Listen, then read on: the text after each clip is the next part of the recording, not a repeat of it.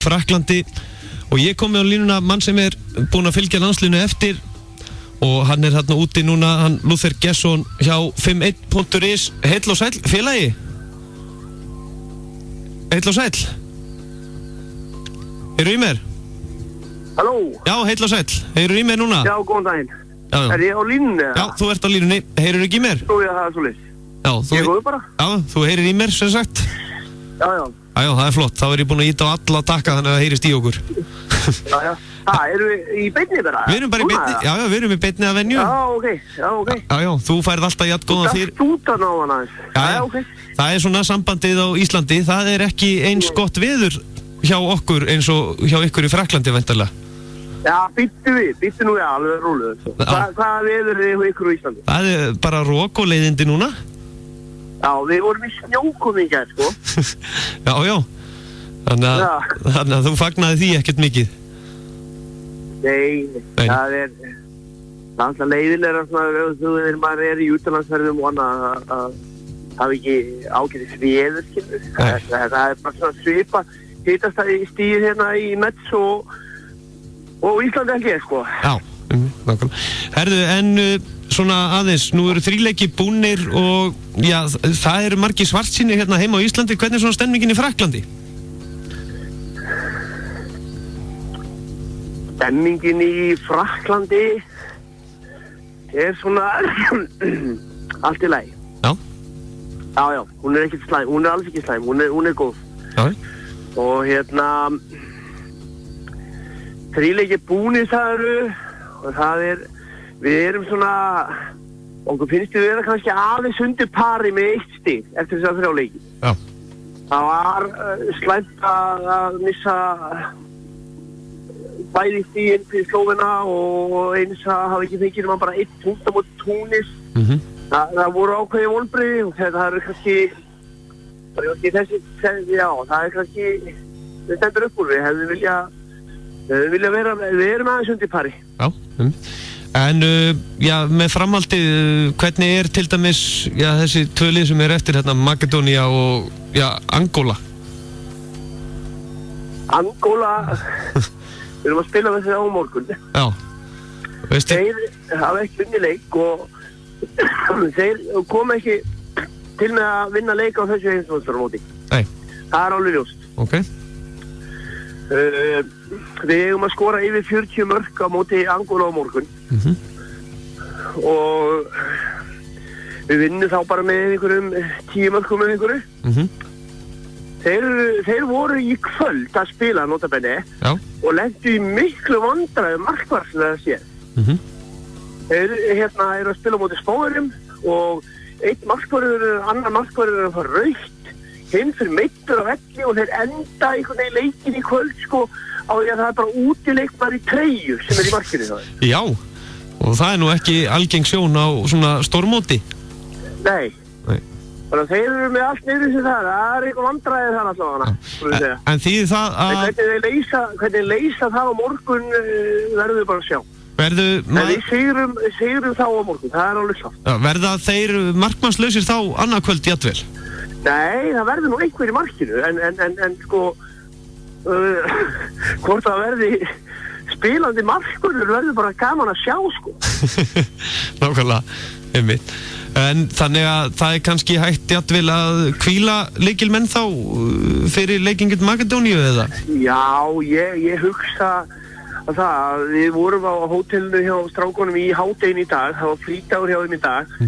Ég veit að þeir tóku æfingu í kvöld í æfingahöllinni sem að fjölmiðlar voru vissi ekki með aðgang að, en við fengum að hitta þá á hótelinu í hádeginu og þar heyrði maður bara á leikmönnum sem maður var að tala við að þeir eru þreyttir. Það búið að fara rosalegt túður og það búið að fara mikil orka í þessa 3 leiki. Þannig að við reiknum með því að verði eitthvað bílt. Svona með hvernig svona mótið og aðstæður er mikil öryggisgæsla þarna í kringum allt saman þarna úti í Frakklandi? Já, hún er rosaleg og ég fyrir mitt leyti get alveg skilið það og fyrirgef það alveg að ef ég lappa með bakpoka minn inn í höllina eða útúrunum að þá alltaf leitað í töskunum. Já. og við erum með hunda yfir okkur mikið Já. og það er bara ósköp eðlilegt. Þetta er bara þjóð sem bara hefur farið mjög illa út úr hryðjuverkum síðustu mánuði og síðustu vikur og þeir eðlilega bara vilja reyna að koma upp fyrir það. Já, nákvæmlega. En það er alveg gríðarlega öryggis. Það er bara við færum okkur ekkert set með bakbókana eða neitt á þess að sé leitað í og það er alltaf leitað í töskunum á okkur þegar við komum inn og ég lít bara á þetta sem þessi er bara að reyna að verja okkur líka. Já, nákvæmlega. Þannig að, já, þið þurftu ekki að hafa áhyggjur á örygginu ykkar með öryggisgæsluna sem sagt. Nei. Það er bara þannig.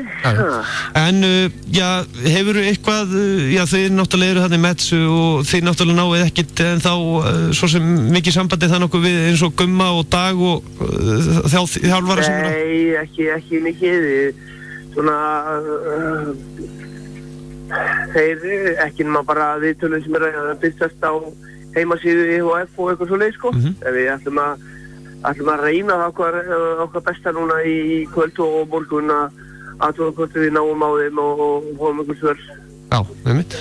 Það var stórleikur að klárast núna, eða stórleikur, jú, það var bara mjög stór og flott leikur sem var Íslendingaslagur sem var að klárast núna. Það var Guðmundur Guðmundsson á móti Kristjáni Andrésson sinni á Svíþjóð. Já.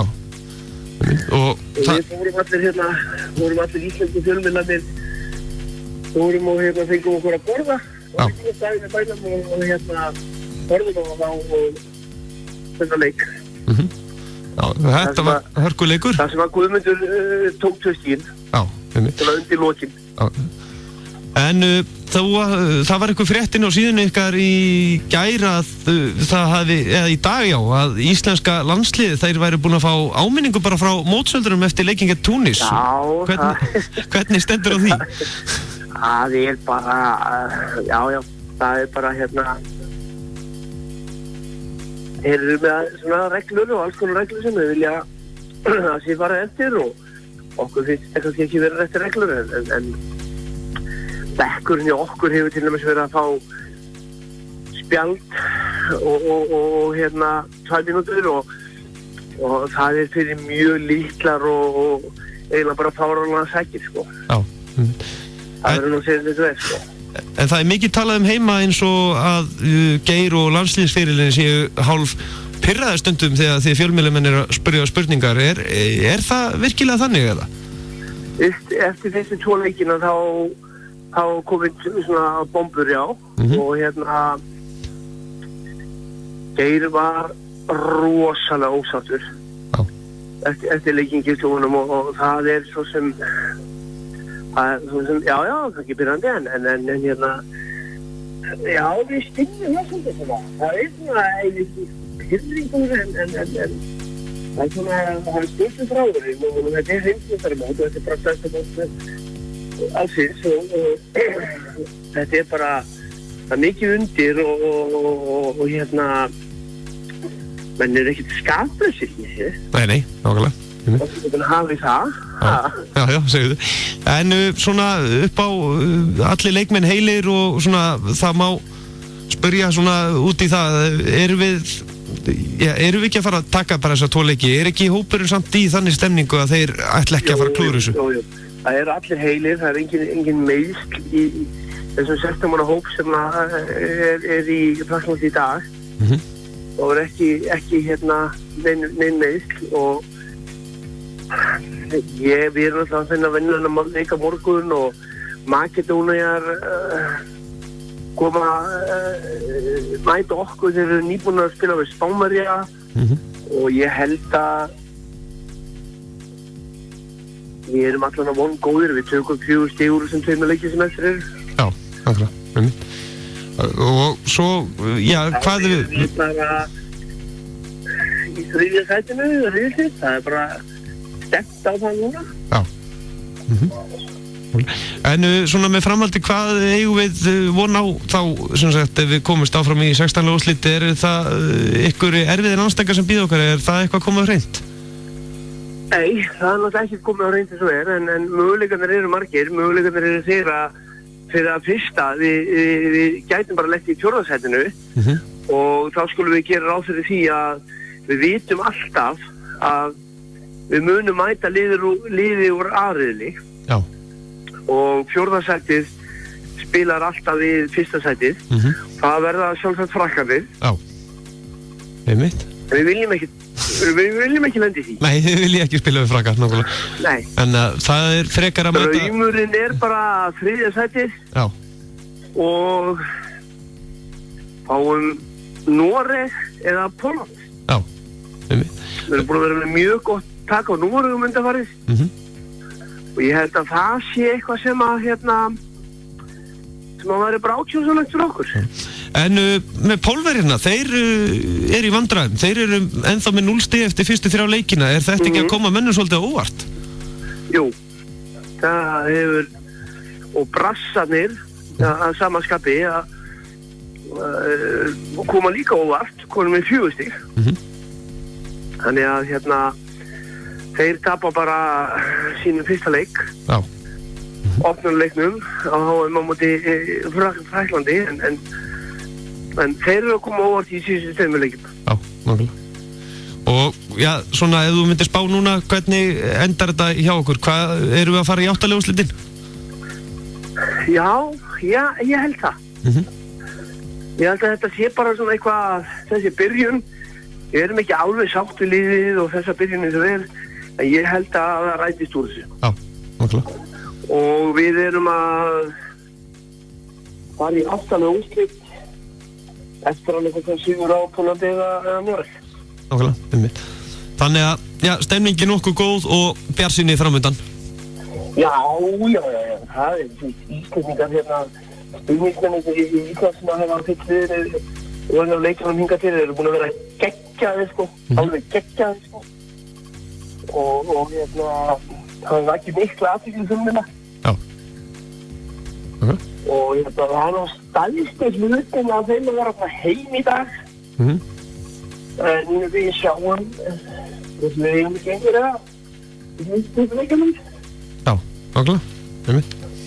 Lúþvík Geirsson, þakka kærlega fyrir að gefa okkur tíma og já, það er bara áfram Ísland leikurinn á morgun, 7:30 á íslensku tíma með minnir, eða korter í 8, afsakið. Já. Og og þið verða sjálfsögðu mættir eða ekki beint á með umfjöllun og láta alla brosa. Og alltaf helst á leiknum og við tölum drassettur leik. Bestu þakkir, gangi ykkur vel.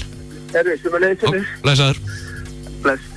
Já, Lúþvík Geirsson hérna úti í Frakklandi, hann og Þorsteinn Haukur Harðarson saman hérna á 51.is og það er þetta að fylgjast með það inn á 51.is. En við ætlum að fara núna áfram í handboltan og næst á línuna er hann Siggi Sveins, Sigurður Sveinsson, fyrrverandi landsliðsmaður í handbolta.